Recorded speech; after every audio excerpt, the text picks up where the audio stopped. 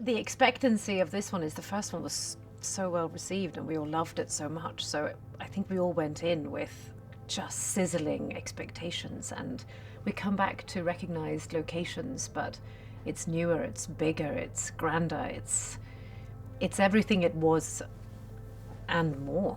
When I found out that we literally pick up from where we ended, that for me was the ultimate continuation.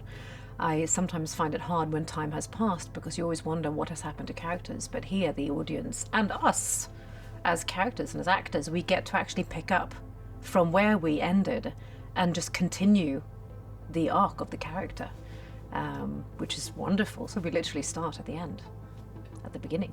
But I think what's interesting is there was a switch of character.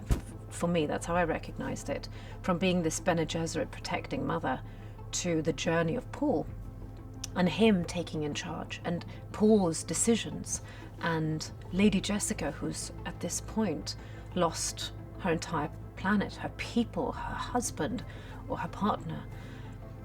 There couldn't be more of a vulnerable state of being, and then being cast into the unknown, chosen by Paul to walk into it. It's a very hostile environment where all of her tentacles are constantly on display. We spoke mostly about Jessica's transition into the Reverend Mother, because I was curious about how he saw the portrayal of a character who knows so much, yet has to have the subtleness of feeling vulnerable. Because I always find it interesting to dig into the vulnerability and the fact that she's constantly aware of her children. Something that I kept on saying to Denny is, the mantra that I sit on for her is, I know that my path is correct, but I can't push a prophecy. Everything that happens has to take its time. So it's a game of tolerance. So we spoke a lot about that, because I'm eager as Rebecca, I'm eager to portray this, I'm eager to show this, I'm eager to, and he kept on saying, it's sitting back, it's letting everything unravel in front of you, and then taking decisions based upon the way the prophecy is moving in front of you, if that makes sense. There are two separate entities with her. For me, it is when she is the Reverend Mother, which is most of the film, and when it is prior to it. Those are two separate characters. Even though she's a Bene Gesserit, she's so enlightened with knowledge. And then on top of it, there's a calming sense of stability with her. It's a constant stillness. And it's the idea that when words are spoken, she is 400 dimension past that. So whatever I need to do to get into that mindset, but then also trying to take all of that and shake it off and just make her as relatable as possible, because I find characters who are relatable, even if they have superpowers and extraordinaire, much more interesting.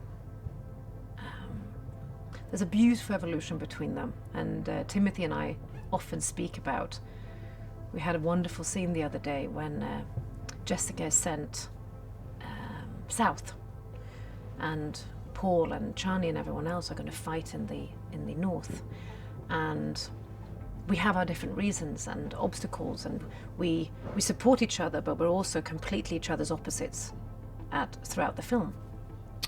And there's a moment where I just saw the way that Timmy was playing it, and I had read it completely differently, and he had taken it to such a mature level where it wasn't blame culture and where it wasn't this youthful, boyish development. It was rooted in understanding and the acceptance that he knows his mother is a fundamentalist and a full believer. And how he takes it and what journey he decides to go on is the choice he does. But just those little moments are wonderful. I mean, this cast is redonkulous. And as you know from doing many interviews, quite often we are all in the same film and we don't get to meet. Like Lea Seydoux, for example, we've never met in this film. Our paths don't cross. whilst thankfully Christopher Walken, and I got Florence Pugh as well, and Austin Butler. It's just wonderful. It's not the fact that you get stuck in a wheel of recognition, but you do. I know the characters. I know Paul. I know, Chani more and more, and Gurney and Stilgar. It's characters, and they're rooted. And here comes 4, 5 fantastically new, brilliant actors delivering something completely unique. And you just know that all of us together are going to make something phenomenal. But I was very drawn to Christopher Walken, and I was drawn to Charlotte Rampling. I like stories. I would ask them questions, and it would be story time for me. And then gradually more people would come and sit, and it was like sort of fire night, bonfire night with storytelling. All we needed was marshmallows and a stick. I wonder if it mirrors the person who Denis is when it comes to the cast. Or if it's the fact that people become something different when they're on a set with Denis. Because there are no selfish egos who destroy an environment. It's so friendly, it's so kind, everyone holds space for each other. Everyone has a possibility of being who they are and feeling safe in being who they are and what they want to deliver. And that is unique. And it doesn't mean that these people who are here aren't extraordinary. They are.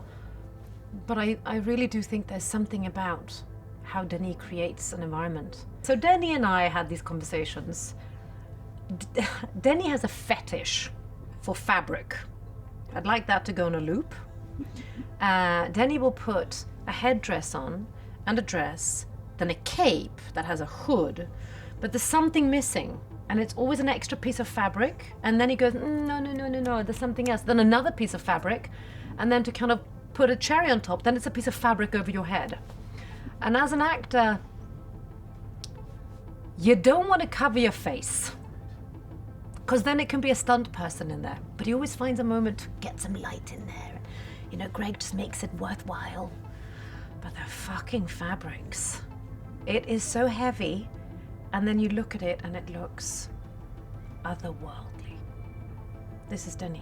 He just creates this shape. It's not perfect. It's timeless. It reminds me of do you remember Arrival? Those big alien creatures? That's the shape. It's constantly bridged.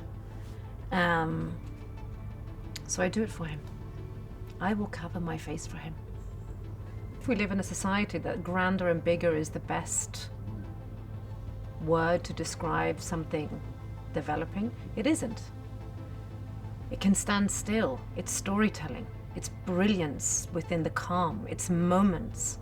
It's the locations. It's being able to go into the incredible Wadi Rum desert and find new angles, new sets, sharp edges. It's everything that was that you can expect, but it's a different story. I advise people to see the first film, but you can come in and see the second film and it's a freestanding entity.